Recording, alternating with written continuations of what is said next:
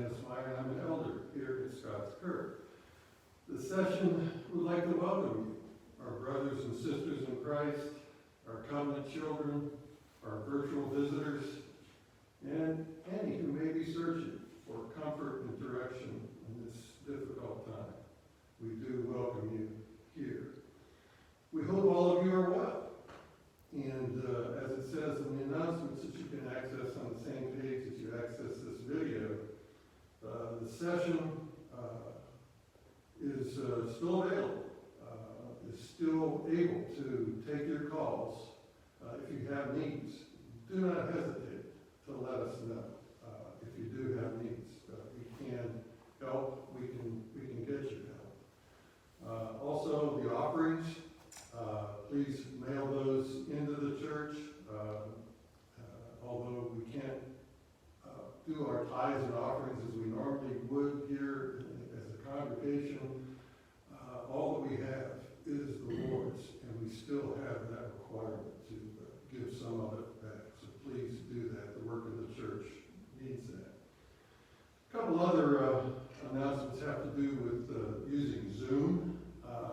We still are actually now able to have meetings, some of our normal meetings. The Bereans on Wednesday night at 6:30. Women's Bible study at 7 o'clock. The children's, the youth group, those are all meeting using a software called Zoom. And we host those meetings. We will have them every week as recurring meetings. It's a wonderful tool that we can use to continue our ministry in glorifying God. Before we begin, I'd like to encourage people to turn off that TV, open the Bible, get in God's Word, instead of being frightened and watching, so you'll continue to watch. Take the comfort that's offered in God's holy Word available to you. I was struck myself as I was searching yesterday locally. The Women's Bible Study Fellowship had a post yesterday that I thought was very appropriate. Difficult times like this, they basically said we should take a moment to meditate on the example of the Apostle Paul. He spent much of his ministry in quarantine, in prison, or under house arrest. And yet, although he wasn't able to actually see and talk to his brothers and sisters in Christ, his correspondence with them yielded nearly half of what we now view as the New Testament. God's Word, the Gospel, is never bound. The world is experiencing yet another outcome of sin. It is the work of Satan, but God sent the answer to Satan's evil in the form of Jesus Christ. It's no coincidence that this pandemic is happening at the time we Christians are celebrating the perfect sacrifice of our Lord and Savior and his resurrection. We are called at times like these not to despair, but instead to show our faith, our hope for the eternal fellowship we will have with God. Our call to worship this morning is from Psalm 46. It's a psalm that inspired our great reformer, Martin Luther. Hear the word of God. God is our refuge and strength, a very present help in trouble. Therefore we will not fear, though the earth gives way, though the mountains be moved into the heart of the sea, though its waters roar and foam, though the mountains tremble at its swelling. There is a river whose streams make glad the city of God, the holy habitation of the Most High. God is in the midst of her. She shall not be moved. God will help her when morning dawns. The nations rage, the kingdoms totter. He utters his voice, the earth melts. The Lord of hosts is with us. The God of Jacob is our fortress. Come, behold the works of the Lord, how he has brought desolations on the earth. He makes wars cease to the end of the earth. He breaks the bow and shatters the spear. He burns the chariots with fire. Be still and know that I am God. I will be exalted among the nations. I will be exalted in the earth. The Lord of hosts is with us. The God of Jacob is our fortress. Our hymn this morning is hymn number 198. You can see the words again and the link on our website. The hymn is Lift Up Your Hands, Ye Mighty Gates.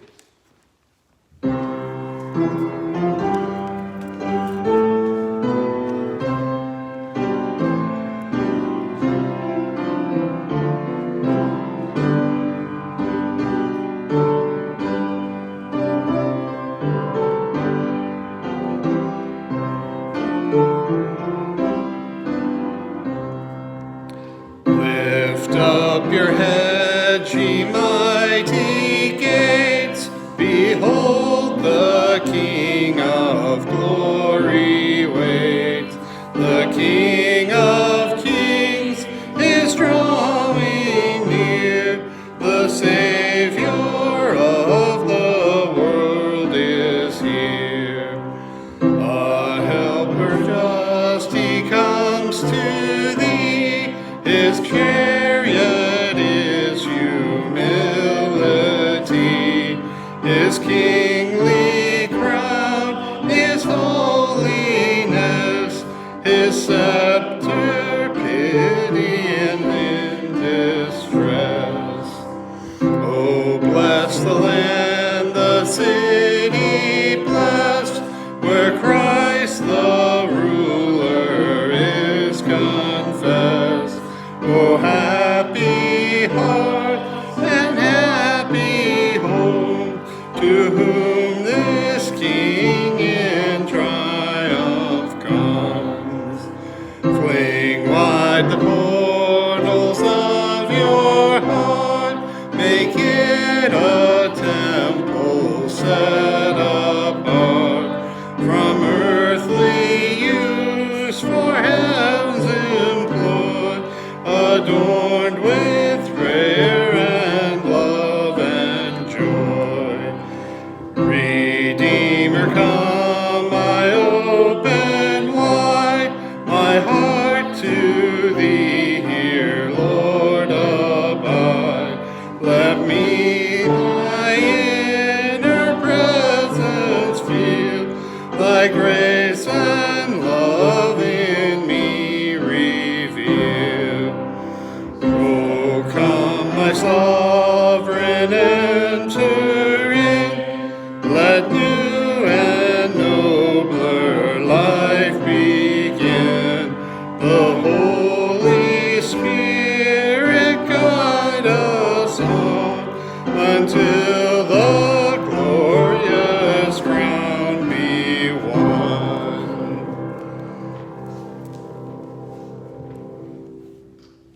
Let us pray.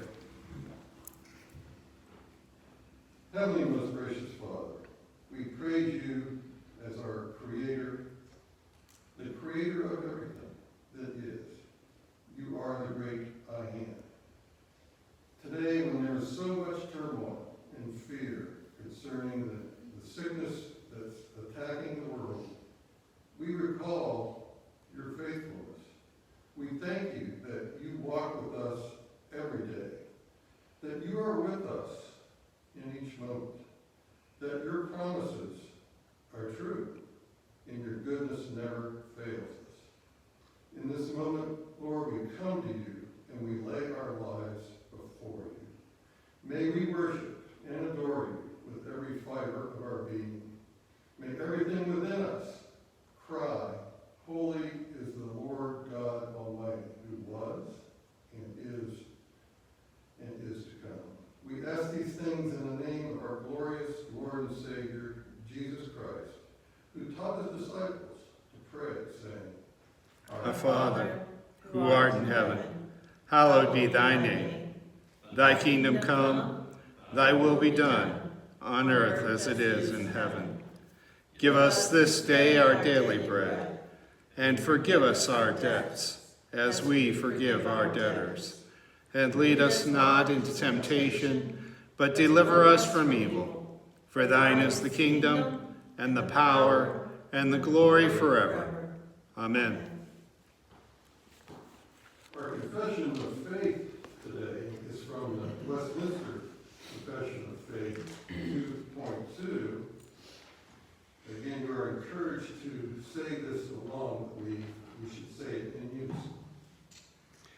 God hath all life, glory, goodness, blessedness, in and of himself, and is alone in and unto himself all sufficient, not standing in need of any creatures which he hath made, nor deriving any glory from them, but only manifesting his own glory in, by, unto, and upon them.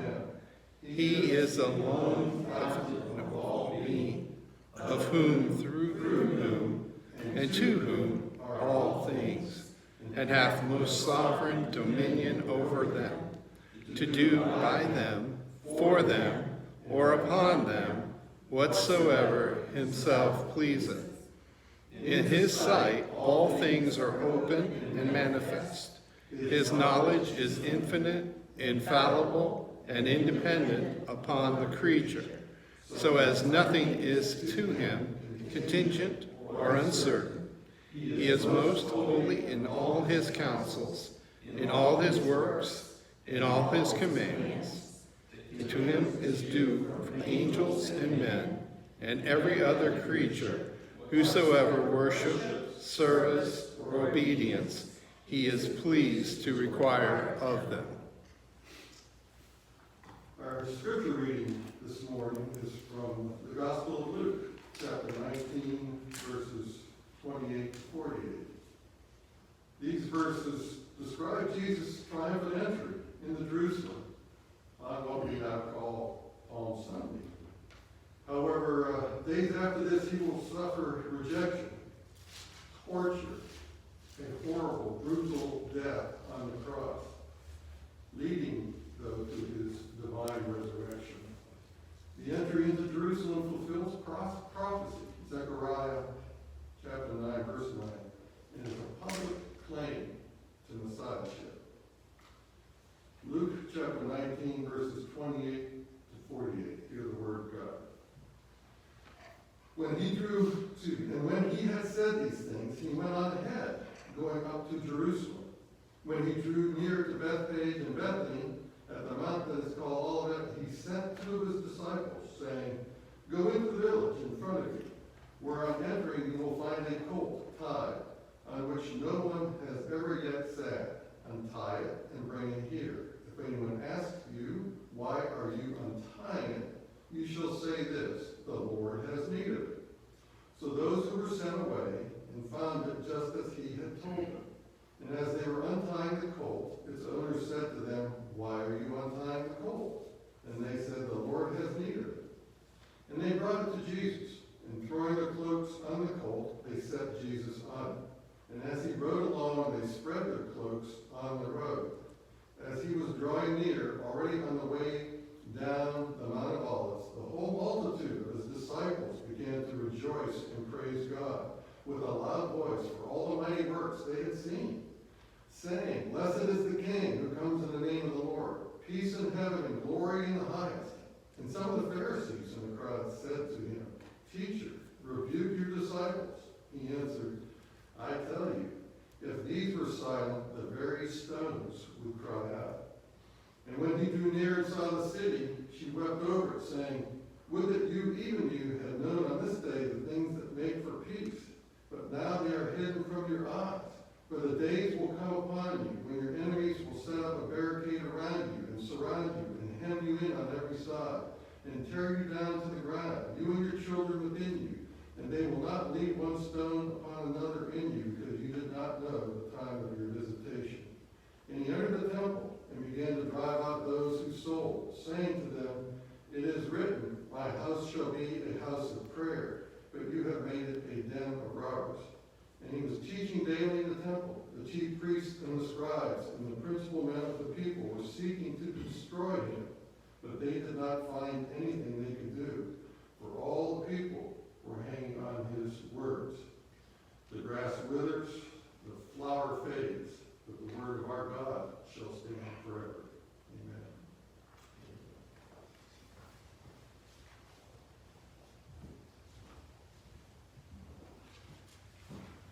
Let us go before the Lord together in prayer.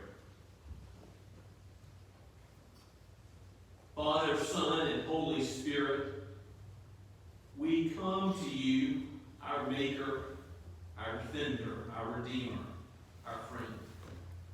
You are the Holy One of Israel. You are the God of Abraham, Isaac, and Jacob, the God of the covenant, the God who is always faithful, the great shepherd of the sheep.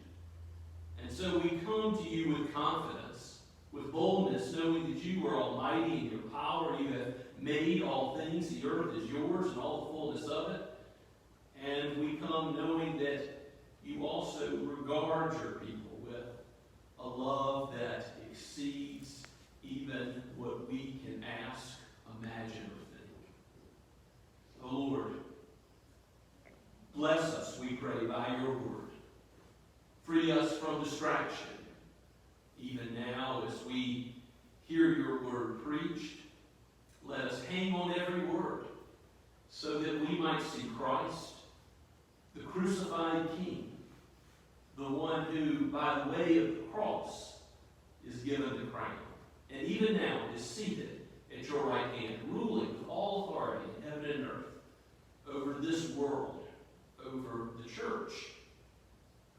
Lord, bless us as we seek to minister your gospel in these times. We thank you for the technologies which enable us to see and hear from each other. We recognize that Christians in times past, during similar situations, did not have these advantages. We thank you, Father, that you have seen fit to give many a hunger and thirst for the gospel that has not yet been the case in their lives. Let us reach out to our neighbor for the sake of your great name. Give us confidence as we give a reason for the hope within us, as we go with deeds of love and mercy, even in these strange times, to minister to our neighbors. Father, give us aid by your Holy Spirit, that there would be conversions, that there would be sanctifying of your people, a destruction of sin in our own lives, and glorifying of you as you build us up in the church. Lord, we pray that you bless the youth, the men, the women, those who have just begun to visit with us, those who may hear this as they are located far away.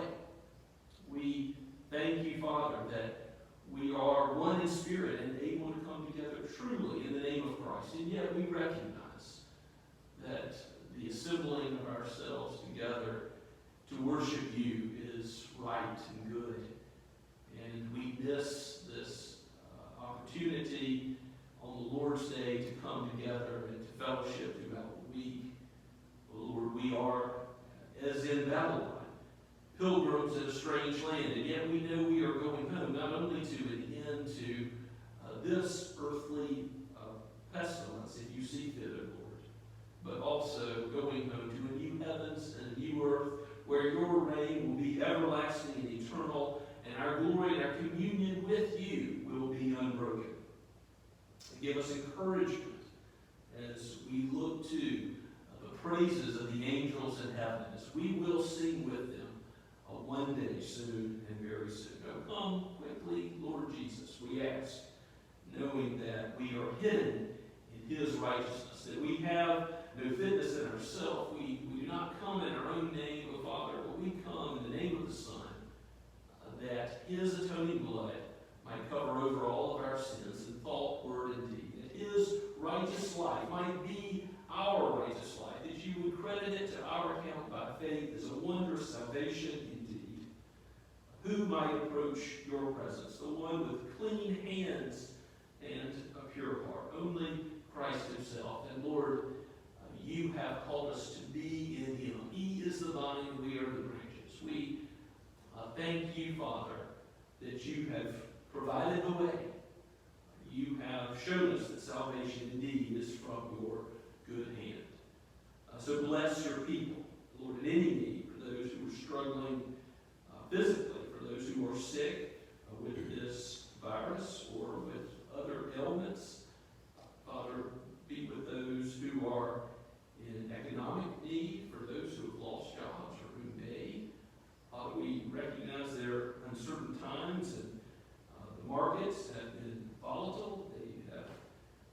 many as they think about retirement and savings. Lord, help your church to do its work in these economic times. Let your kingdom's work go forward through the ARP as a denomination, and Scots Kirk as a church.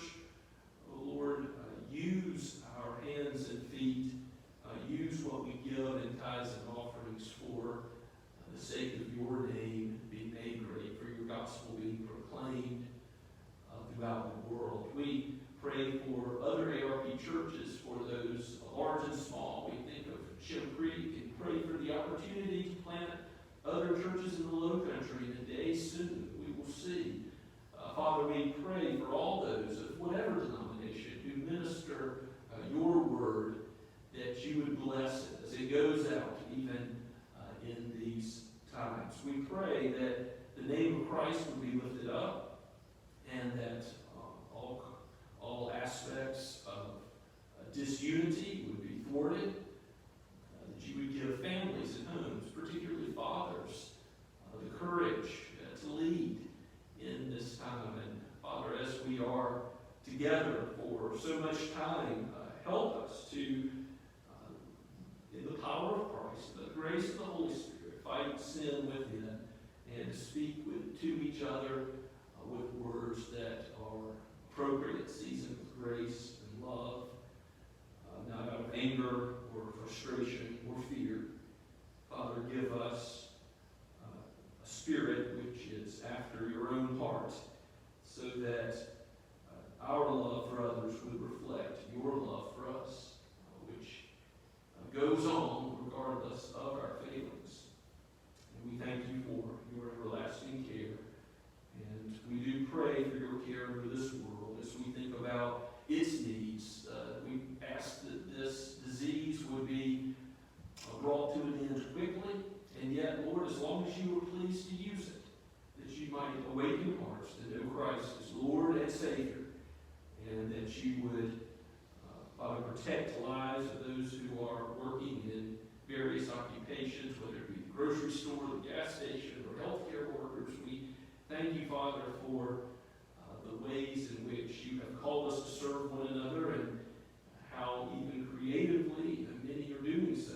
We pray that you would regard human life and bless not only this country, but the whole world with a restraint from the outbreak of this virus. Bless leaders with wisdom, so that they might know what to do and might understand this virus and its ways accurately, and that they would give a good counsel. We look to you as the great God who rules over all the world. It is yours, and so we submit ourselves to you and ask that you would use your word to change us and make us more like our King, even the Lord Jesus Christ himself, the Messiah. Hosanna, blessed be his name forever. In his name we pray. Amen.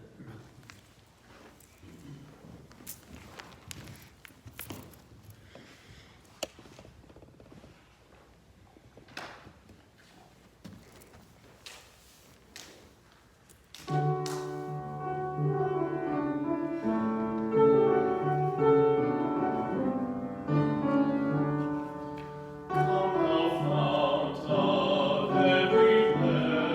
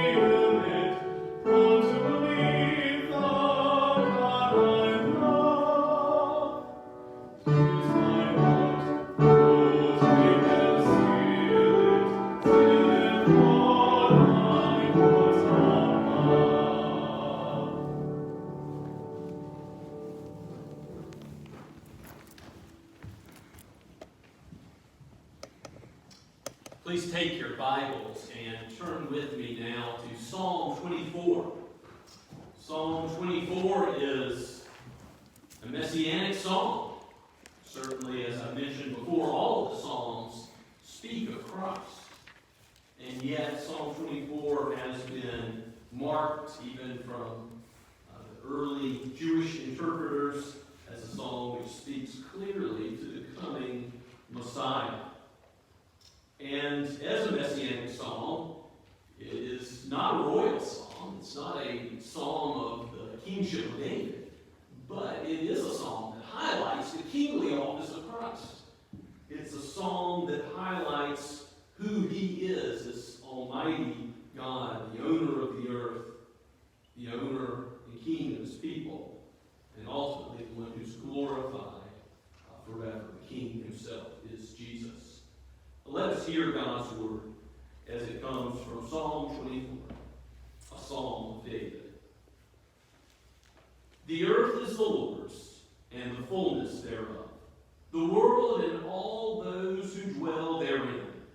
For he has founded it upon the seas, and established it upon the rivers. Who shall ascend the hill of the Lord? And who shall stand in his holy place?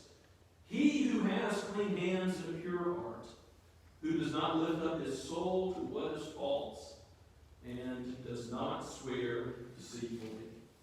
He will receive blessing from the Lord, and righteousness from the God of his salvation. Such is the generation of those who seek him, who seek the face of the God of Jacob. Selah. Lift up your heads, O gates, and be lifted up, O ancient doors, that the King of glory may come in. Who is this King of glory? The Lord, strong and mighty, the Lord, mighty in battle. Lift up your heads, O gates, and lift them up, O ancient doors, that the King of glory may come in. Who is this King of glory? The Lord of hosts. He is the King of glory. Selah. Let us pray. O Lord Christ, send your Spirit that we would be changed by your word as we gaze upon this beautiful vision of your glory, which we shall know one day, for all those who have faith in you will dwell with you in that everlasting land where the new Jerusalem is, where all sin will be put away, and crying and tears will be no more. Oh Lord, help us in our pilgrim journey to that land, we pray, in Jesus' name. Amen. Many commentators believe that the original occasion for this psalm is when the Ark of the Covenant, that physical image of God's presence that was to go with Israel and to be to them a very real symbol of God's dwelling with them. It's when the Ark of the Covenant would come back from battle and enter in with rejoicing to Jerusalem. And you can see that illustrated. It happens several times in Scripture. But 1 Chronicles 15:25 gives one example. Now, we don't know that for sure. There's no superscription in the psalm that indicates that. But we do know it's a psalm of David.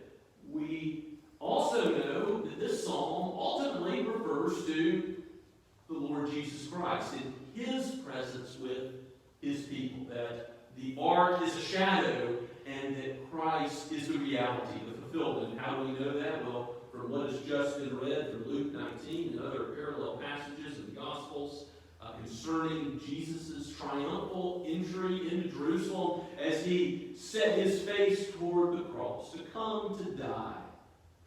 And he comes in with that right proclamation being made of him. Hosanna, blessed be the name of the Lord.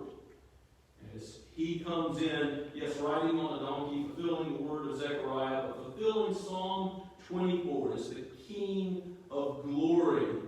And the gates are lifted up. The ancient doors, this image of the gates of the temple, majestic, inanimate objects lifting themselves up to pay attention. The Savior is here. For it's as Jesus said, if we do not worship him, if the crowds didn't cry out, Hosanna, blessed be the name of the Lord, then the rocks would. Even the doors of the temple are going to say what's true of Christ. They are going to heed him in his kingly glory. And so this psalm ultimately draws our attention to him.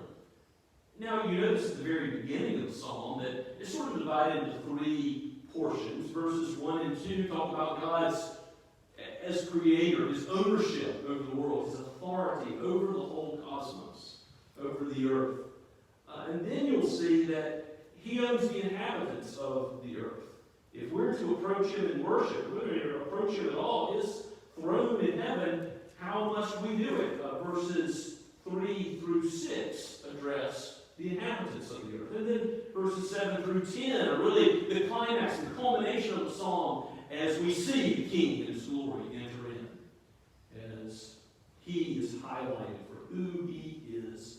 And there's this antiphonal chanting or singing that goes on. Who is this King of glory? It's repeated. The Lord strong and mighty, the Lord of hosts, the Lord of angelic armies. He is the King of glory. We go back to the beginning where we see something about God as creator in verse 1. The earth is the Lord's and the fullness thereof, the world and all those who dwell therein. Well, we know that in the creation account in Genesis chapter 1, God reveals that he is the triune God is present in creation. The Spirit is hovering over the waters, and we learn from texts like Hebrews 1:2 and the prologue of John's Gospel that Jesus is the Word, that he's there, that he is that Word which speaks all into existence out of nothing, ex nihilo. So Christ is the Creator, along with the Father and the Son, one God in three persons, creating the world out of nothing. And so he owns it. And what does that mean? That means that he gets to do with it what he pleases. In other words, creation implies providence. It implies that he's not just a watchmaker who wound the thing up and stepped back. No, that he superintends, that he controls, that he exerts kingly authority over all that he has made. And indeed, that's the testimony of the Scriptures. For from him and through him and to him are all things. We see that as Christ is the ruler of the whole world, it has implications for how we live.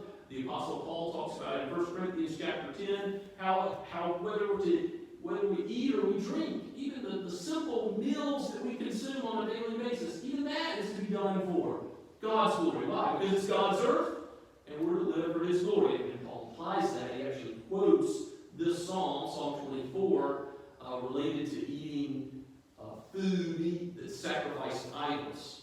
Because some Christians were having a problem with that. And Paul says, no, it's okay. Because why? This is all made by God. You can use it to his glory. If in your conscience you understand that rightly. And so in 1 Corinthians 10:26, you have that great doctrine of Christian freedom undergirded by this psalm. That whatever we do in God's world, we are to do for his glory. And even though Paul could have suggested a boycott on meat sacrifice to idols, he doesn't do it. He says, no, you can use even what unbelievers are misusing by sacrificing to gods that are not. You can use for the glory of God that is, the God that is living, that did create the heavens and the earth. And now look at how we are to approach this great God. He is in his temple. He's the God of heaven and earth. But if we are going to go where the ark is, if we're going to approach that mercy seat, how will we come before him? It asks the question in verse 3, who shall ascend the hill of the Lord? Jerusalem is like a series of mountains, a series of bumps. And that's why you got Psalms of Ascent, all talking about the pilgrim journey of going to Jerusalem, where you're going up. Whichever direction you go towards Jerusalem, you're going to be going up and ascending ultimately the hill of the Lord to worship God in his temple. Who shall ascend the hill of the Lord? Who has the audacity to come before Yahweh, the true God, and give him praise. Who shall stand in his holy place? There's qualifications that verse 4 gives. He who has clean hands and a pure heart, who does not lift up his soul with his faults and does not swear deceitfully. And yet, if we know ourselves, we know that we don't match these qualifications, do we? We know that what Psalm 130 says is true. Lord, if you should mark iniquities, O Lord, who can stand? In other words, if God knows all of our impure thoughts. Yes, blessed are the pure in heart, for they shall see God, but we are impure. We are like a sheep that is so prone to wander.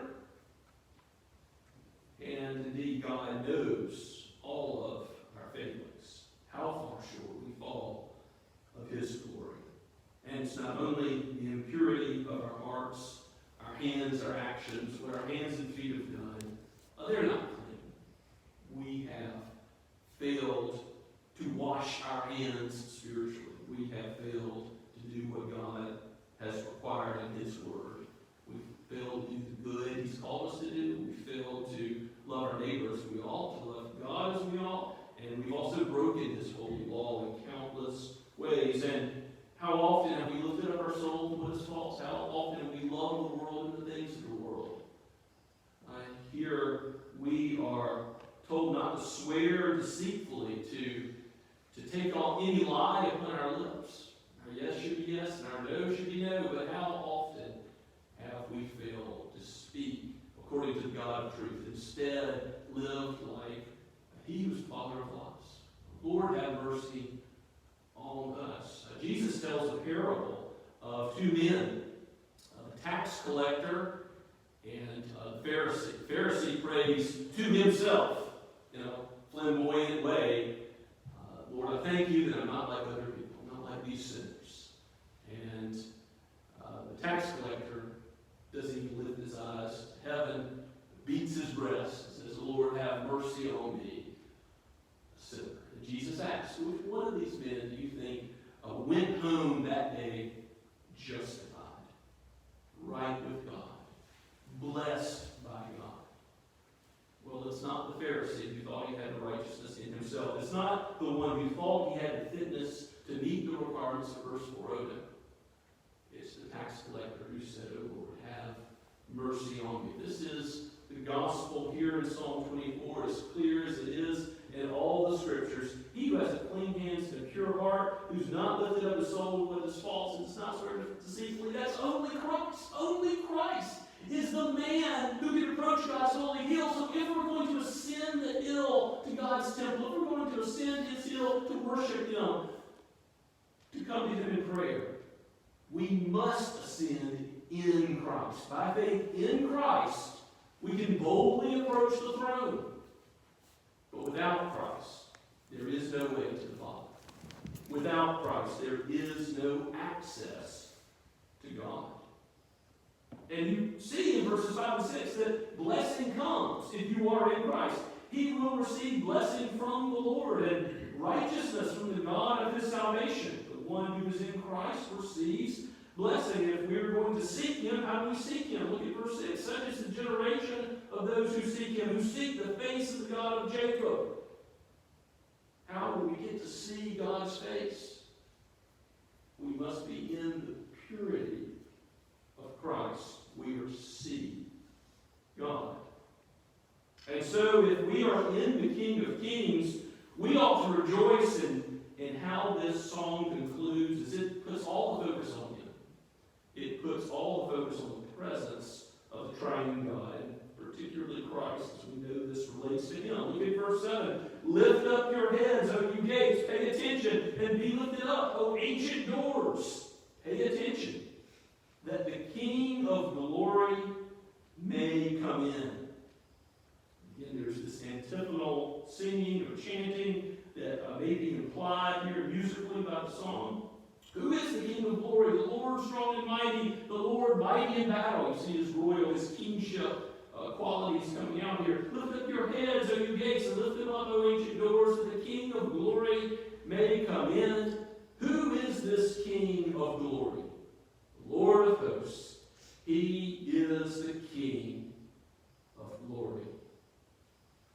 Jesus' entry to Jerusalem inspired the crowd, we read, to praise him rightly.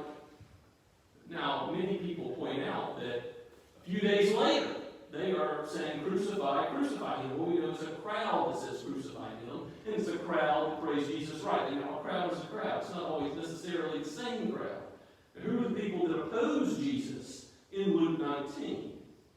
It's the Pharisees, the scribes. It's those who are opposing him throughout the whole gospel. So there may have been many true believers, true disciples who did not change their opinion in a fickle way. But it must be said that there were still many that were misunderstanding the nature of the coming Messiah, of what Jesus came to do. That he didn't come just to overthrow Rome, to be a political power, to be crowned as an earthly king. And so they may have even been tempted to do what Peter did, deny Christ, turn the other way. Even Peter, after he makes this great confession in Matthew 16 that Jesus is the Son of God, that he is the Messiah, Peter then says, "Oh Lord, this shall never happen to you," referring to the way of the cross. And Jesus says, "Get behind me, Satan." That is a satanic doctrine, that his kingship doesn't come through the way of crucifixion on the shameful, cursed tree of the way of death on the cross. That is the manner of Christ's kingship. And many did not understand it. Jesus weeps over the blindness of Jerusalem. He knows that many of Israel are still not understanding his presence, what his visitation is about. It will be a visitation for judgment, for those that seek to approach God through their own goodness, but for those with faith in him. His visitation for those who turn to him will be blessing and righteousness and peace. It will be the face of God given to those who seek him. Christ has the power to give us all blessing forever. This psalm highlights his power. And as our king, he is the good king, remember. And he will do what is good for his people. Unlike earthly kings that fail. We won't put any trust in earthly princes. Why? Because the Son of Man fails. But the God-man, Jesus Christ, the good king, never, ever fails his people. And even though his way of the cross confounds worldly expectations, it is foolishness, according to the world, a stumbling block to Jews. The way of the cross is the wisdom of God, what he uses to save his people. And yes, first comes the cross, but then comes the crown. His gospel doesn't end with Christ dies, is buried, is in the grave for 3 days, and then is resurrected. Now we think of that being some of the most important facts of the gospel. Those are some of the most important facts of the gospel, but it doesn't end there, because what does he do 40 days later? He ascends into heaven, and he is seated at the right hand of God the Father Almighty. From there he will come one day to judge the living and the dead. Right now, the God-man is on the throne. Our flesh is in heaven. We have one who has all authority in heaven and earth. And this is something that the apostles and the early church emphasized. You can see this in Acts and a couple places if you want to turn to the book of Acts. Acts chapter 2, verse 33. It's one place where you'll see this kind of emphasis on the ascension of Christ, is being raised up into heaven as an important part of the gospel. In verse 33, this is Peter preaching on the day of Pentecost. He says that Jesus is being therefore exalted at the right hand of God, and having received from the Father the promise of the Holy Spirit that is poured out, that this you yourselves are seeing and hearing. Remember, Jesus promised that actually when he went away, it would be better for his disciples. We wish that we could be with Jesus as he walked the earth with the disciples. But Jesus said, And he was not lying. He was right when he said it would be better. It is better for us that he's in heaven, ruling from on high. Because he sent the Spirit. The Holy Spirit indwells the church, the people of God, in a special way in the new covenant. And the Holy Spirit is ours. Jesus is reigning on the throne. His reign as king continues. It's not as if his kingly reign is only in the future. It's now, as the God-man is seated on the throne. This is the good news that we ought to proclaim, not only the past work of Christ, but the present reign of Christ as king, and indeed his future consummation of that reign as well. Do we recognize the whole Christ? Some teach that you can receive Christ as Savior without receiving him as Lord, but that makes no sense. To receive Christ as Messiah, you cannot receive the half of him. You must also receive him as your king. You must receive him for who he is, prophet, priest, and king. This Jesus, who is proclaimed in the Scriptures, is the Jesus we proclaim in the church, and proclaiming his ascended authority from on high over all that we believe, as he proclaims what we are to believe in the Word, as he governs his church, as he gives us how we are to worship, as he tells us how we are to govern ourselves as a church body. All of these things are not made up by men, but we gather together and we worship Christ according to what he tells us. He is our King. We must proclaim the whole Christ as he really is. And what do we do when Jesus fails to meet our expectations? Maybe it is something in our own lives, a broken relationship, or an illness, maybe a loss of a loved one, or perhaps a desire for a spouse that doesn't come around, doesn't happen in our time. Something we're praying for that hasn't been answered yes by the Lord. When Christ fails to meet our expectations, we can see examples in Scripture. John the Baptist even doubting and saying, "Oh Lord, is Jesus the Messiah, or is there another?"